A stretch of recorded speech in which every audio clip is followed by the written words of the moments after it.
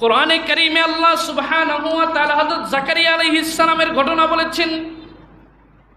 হযরত জাকারিয়া আলাইহিস সালামের ব্যাপারে আল্লাহ তাআলা বলেন, যিকরু রাহমাতি রাব্বিকা আবদাহু জাকারিয়া ইয নাদা রাব্বাহু নিদাআন খাফিয়া।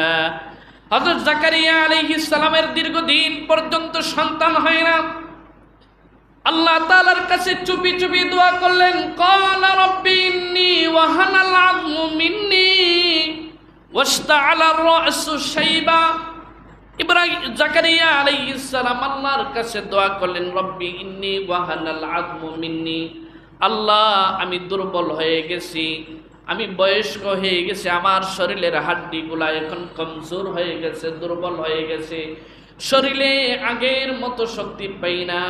ওয়াশতাআলা আর-রা'সু শাইবা, ইশতাআলা মানে হচ্ছে বাতি জ্বালানো, প্রজ্বলিত করা।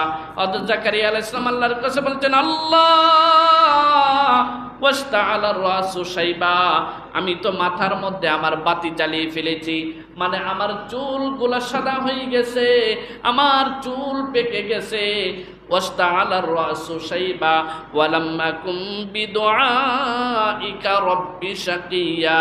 ওগো আল্লাহ, আমি মুরব্বি হয়ে গেছি, বয়স্ক হয়ে গেছি, দুর্বল হয়ে গেছি, আমার মাথার চুলগুলা পেকে গেছে।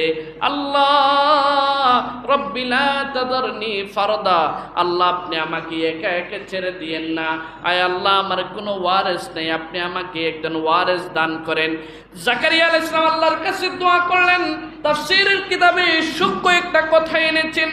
জাকারিয়া আলাইহিস সালাম আল্লাহর কাছে যখন দোয়া করলেন, দোয়ার শুরুতেই জাকারিয়া আলাইহিস সালাম আল্লাহর কাছে নিজের দুর্বলতার কথা পেশ করলেন। আল্লাহ আমি দুর্বল হয়ে গেছি, আমার মাথার চুলগুলা পেকে গেছে, আমি বার্ধক্যে উপনীত হয়ে গেছি।